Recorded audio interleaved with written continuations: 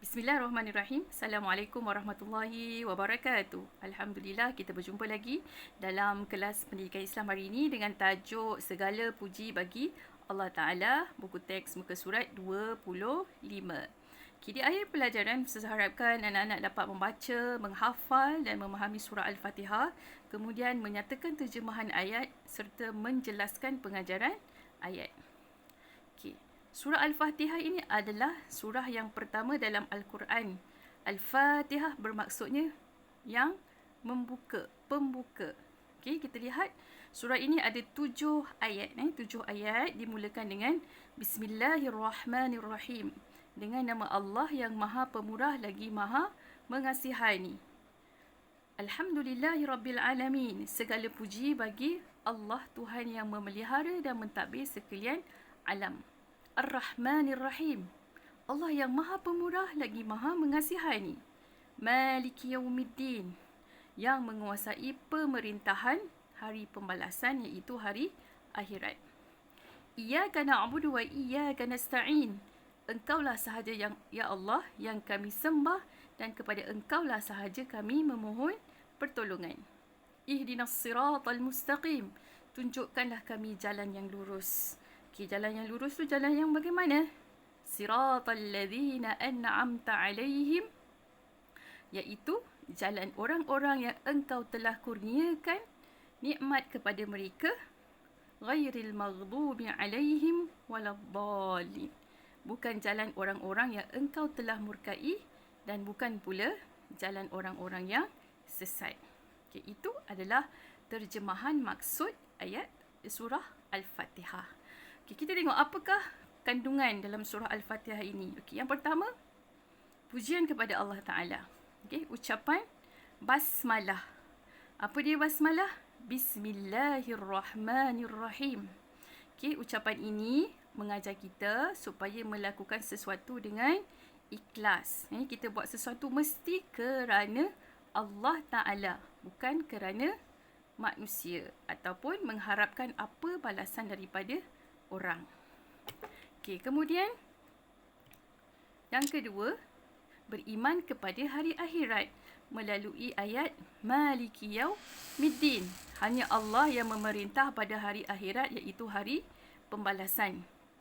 Allah berkuasa menghukum dan membalas perbuatan manusia dan semua amalan akan dihitung dan ditimbang oleh Allah Ta'ala.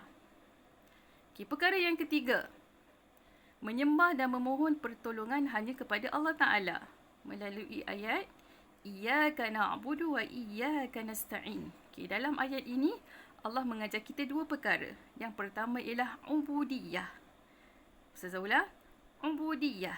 Ubudiyah ialah mengkhususkan pengabdian diri hanya kepada Allah Ta'ala. Kita hidup ni hanya untuk beribadat kepada Allah Ta'ala. Allah sebut dalam Al-Quran, وَمَا خَلَقْتُ الْجِنَّ وَالْإِنْسَ إِلَّا يَعْبُدُونَ.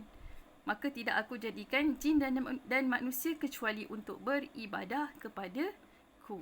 Mengabdikan diri kepada Allah Ta'ala dengan melaksanakan segala suruhannya dan meninggalkan larangan Allah. Perkara yang kedua yang Allah ajar ialah isti'anah. Nasta'in. Apa dia isti'anah? Isti'anah ialah memohon hanya kepada Allah untuk mendapat kebaikan dan menolak keburukan dunia dan akhirat.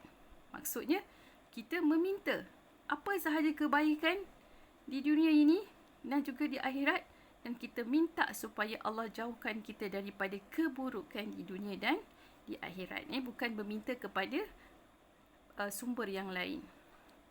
Seterusnya, jalan yang diredai melalui ayat Siratal ladzina an'amta alaihim ghairil maghdubi alaihim waladdallin.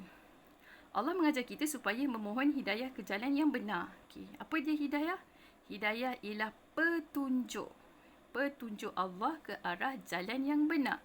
Iaitu satu cara untuk kita menjadi orang yang lebih baik daripada semalam. Jadi kita kena minta dengan Allah Ta'ala. Kena berusaha untuk jadi orang yang lebih baik. Golongan yang benar dan mendapat petunjuk ialah orang yang beriman dan mengikut ajaran Islam yang diajar oleh Rasulullah. Itu adalah jalan yang Allah ridai. Jalan siapa? Jalan orang yang beriman kepada ajaran Islam. Okey.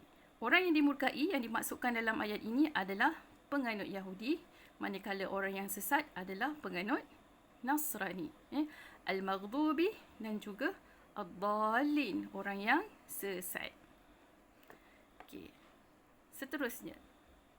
Okey, yang terakhir, pengajaran ayat. Selepas kita baca, kita faham maksud ayat, jadi kita kena ambil iktibar ataupun apakah yang sepatutnya kita lakukan setelah kita faham. Yang pertama, kita hendaklah memulakan sesuatu pekerjaan dengan membaca basmalah untuk mendapat keberkatan. Jadi mulai daripada hari ini, kita dah belajar, kita dah tahu, kita biasakan. Ya. Nak buat perkara yang baik, mulakan dengan Bismillahirrahmanirrahim. Nak buka pintu, Bismillahirrahmanirrahim. Nak start motor, Bismillahirrahmanirrahim. Nak mula buat kerja, Bismillahirrahmanirrahim. InsyaAllah lama-lama dia akan jadi kebiasaan. Seperti orang tua kita kata, ala bisa, tegal, biasa.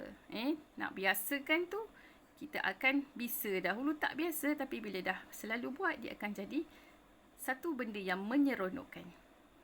Yang kedua, kita hendaklah memuji Allah dengan lafaz Alhamdulillah untuk mensyukuri nikmat kurniaannya. Bangun pagi, Alhamdulillah. Buka tudung saji, tengok ada makanan, mak dah masak, Alhamdulillah. Dah habis kelas, cikgu dah ajar, kita dah belajar, Alhamdulillah. Dapat siapkan kerja, Alhamdulillah. Okey. Orang puji, cantik awak hari ni, Alhamdulillah. Tak payahlah kita cakap, aku memang cantik. Tak boleh gitu ya. Kita kata Alhamdulillah. Segala puji bagi Allah Ta'ala. Okay, yang terakhir, kita dituntut agar berdoa hanya kepada Allah bagi menghindari perbuatan syirik. Apa sahaja yang kita nak di dunia ni ataupun di akhirat, kita minta dengan Allah Ta'ala. Doalah. Allah tenangkan hati, Allah lapangkan rezeki, Allah bagi kita ketenangan, kebahagiaan, disayangi oleh rakan-rakan. Kita minta dengan Allah Ta'ala. Okey. Jadi itu saja penerangan Ustazah tentang tajuk ini. Terima kasih kerana mendengar. Dan insyaAllah selepas ini kita akan sambung dengan aktiviti seterusnya. Okey, kita jumpa lagi insyaAllah. Terima kasih. Assalamualaikum warahmatullahi wabarakatuh.